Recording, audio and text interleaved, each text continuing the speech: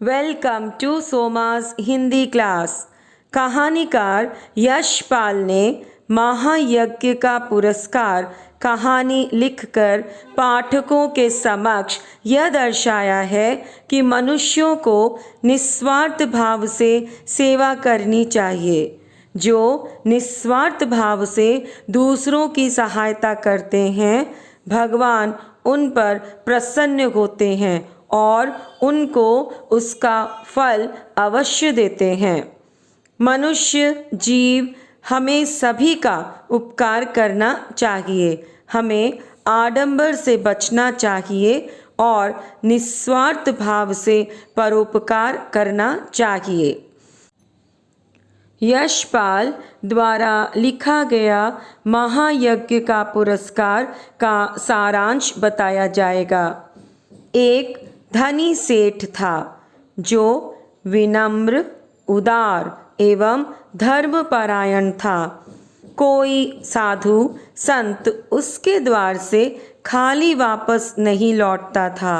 वह अत्यंत दानी भी था। उसने अनेक यज्ञ किए और यज्ञ के बाद दिल खोलकर दोनों हाथों से गरीबों को दान दिया। उसकी पत्नी भी उसी की तरह दयालु एवं परोपकारी थी। लेकिन हर समय एक जैसा नहीं जाता है। समय फिरता है। दिन फिरे और सेठ को गरीबी का मुंह देखना पड़ा। हालत इतनी खराब हो गई कि दोनों भूखों मरने लगे। गरीबी झेलते झेलते सेठानी से रहा न गया। उसने सेठ से एक यज्ञ बेचने को कहा।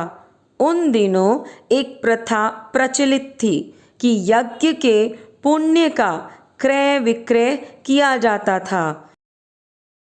सेठानी की बात सुनकर सेठ पहले दुखी हुए, लेकिन फिर अपने दिन बदलने के लिए सेठानी की बात मान गए। सेठ के यहाँ से 10-12 कोस की दूरी पर कुंदनपुर नाम का एक नगर था। वहाँ धन्ना सेठ अपनी पत्नी के साथ रहते थे। ऐसी मान्यता थी कि उनकी पत्नी को दैवी शक्ति प्राप्त है। वह तीनों लोगों की बात जान लेती थी। विपत्ति में घिरे सेठ ने कुंदनपुर जाकर धन्ना सेठ को यज्ञ का पुण्य बेचने का निर्णय लिया। सेठ के निर्णय लेते ही सेठानी पड़ोसी के यहाँ से आटा मांग लाई और उनसे 4 मोटी मोटी रोटियां बनाकर सेठ को दिए। सेठ सुबह सवेरे निकल पड़े। गर्मी के दिन थे। चलते चलते सेठ थक गए। एक जगह वृक्षों का झुरमुट और कुआं देखकर उन्होंने सोचा कि रुककर भोजन और आराम कर लिया जाए। सेठ ने जैसे ही रोटियां निकाली तो उनकी नज़र एक कुत्ते पर पड़ी जो बहुत ही कमज़ोर था। सेठ को उस पर दया आई और उन्होंने उसे एक रोटी खिला दी। फिर लगा कि यह कुत्ता अब भी बहुत कमज़ोर है और भूखा भी है। इसीलिए सेठ ने दूसरी रोटी भी खिला दी।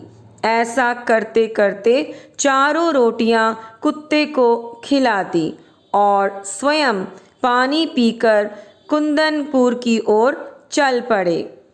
धन्ना सेठ के घर पहुँचे तो उनकी पत्नी ने कहा कि अगर आप आज का महायज्ञ बेचेंगे तो हम ज़रूर खरीदेंगे, नहीं तो नहीं।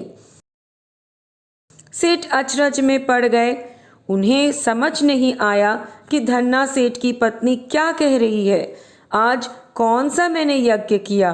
फिर उसने मन ही मन सोचा, इन्हें यज्ञ खरीदना नहीं है, तभी ऐसी बातें कर रहे हैं।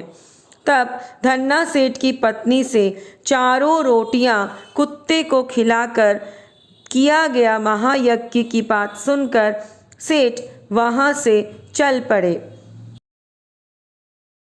भूखे को खिलाना सभी का कर्तव्य होता है। सेठ को यह बेचना ठीक नहीं लगा। वे इसे नहीं बेचना चाहते थे, इसीलिए वे खाली हाथ घर लौट आए। आकर सेठानी को सारी बात बताई।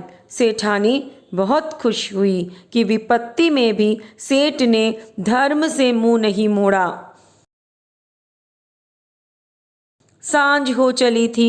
सेठानी ने दिया जलाने के लिए दालान में आई तो देखा कि दहलीज के सहारे एक पत्थर ऊंचा हो गया है और बीचों बीच एक लोहे का कुंदा लगा है। कुंदा खींचते ही पत्थर हट गया और सीढ़ियां निकल आई। सीढ़ियों से अंदर जाकर देखा तो वहां खजाना था। निस्वार्थ भाव से जो सहायता करता है, दया दिखाता है, भगवान उस पर कृपा दृष्टि बनाए रखते हैं। अच्छा कर्म कभी भी व्यर्थ नहीं जाता, उसका फल अवश्य मिलता है। निस्वार्थ भाव से किया गया छोटे से छोटा उपकार भी महायज्ञ के बराबर होता है। अगर वीडियो ज्ञानवर्धक लगे तो लाइक और चैनल को सब्सक्राइब करें। धन्यवाद।